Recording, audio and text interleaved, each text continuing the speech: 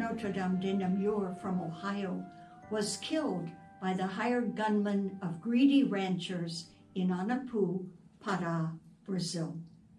Who in the world could ever imagine that the discovery of a new species of screech owl in the Amazon between the Tapajós and Xingu rivers would receive the scientific name of Megascops stangiae?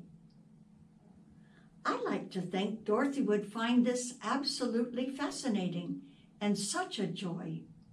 For me, it is so fitting.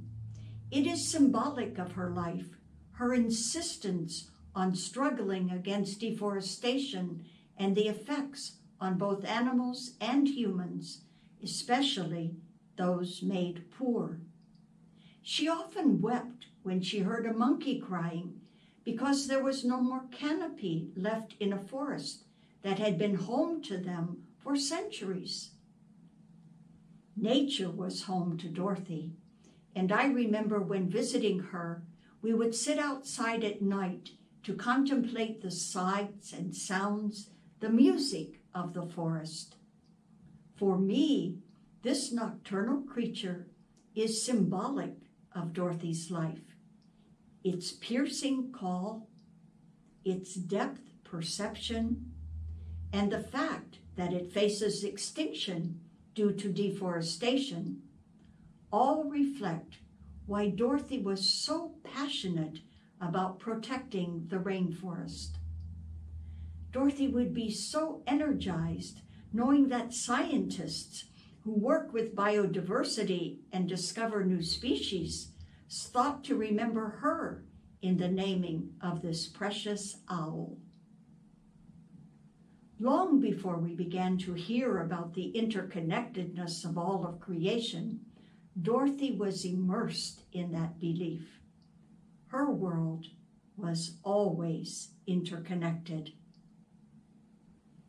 Even though Dorothy and I grew up in Dayton, Ohio, I first met Dorothy in the early 60s in Arizona, where she was living. She asked for 2 Spanish-speaking sisters to spend the summer teaching catechism to youth in Puerto Peñasco, Mexico, a poor fishing village located on the Gulf of California. My first remembrance of who Dorothy was came when we returned to Arizona, and she insisted on taking us to visit the Grand Canyon. I remember how deeply she engaged with that landscape. A few years later, we met again and lived together in Coroatá, Maranhão, Brazil. From her first days in Brazil, Dorothy always cultivated a garden, planted flowers, and harvested fruit trees. Wherever she lived, she left a legacy of God's abundance. Dorothy was missioned to migrate with families from Maranhão, and she followed them west to the state of Pará. I continued to work in Maranhão and visited Dorothy and her people over the years. I last saw Dorothy in 1990 when I returned to Pará to say goodbye. On that occasion, Dorothy insisted that I plant a lemon tree in Centro Nazaré, where she lived prior to relocating to Anapu. When I returned after Dorothy was martyred, I made a pilgrimage stop in Centro Nazaré, and sure enough, I found the lemon tree laden with beautiful fruit. From childhood, land was sacred to Dorothy, where in a family of 9, a garden was a means of sustenance and sharing. Dorothy had large, strong hands, and she always said it was from weeding gardens in early childhood. Dorothy saw land and its bounty as a sacred gift to be tended in a leasing agreement with our God.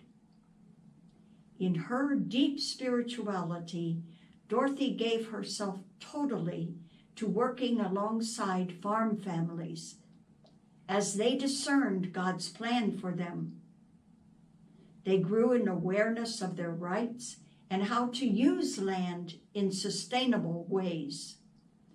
Just as she wept when she heard the monkeys cry, she was profoundly troubled in the face of injustice and land grab greed experienced by her people. She was a migrant with them and an ardent advocate for human rights. Dorothy would have experienced deep solidarity with Pope Francis. His Laudato Si addressed integral ecology and the interconnectedness of all of creation. As members of the global community, Dorothy's legacy endures in us today, and we adopt the Vatican's invitation to participate in the 7-year Laudato Si action platform. We may not be called to give our lives as Dorothy was, but we are all called to act in Creator God's name. Only systemic change will bring our planet back to its original blessing.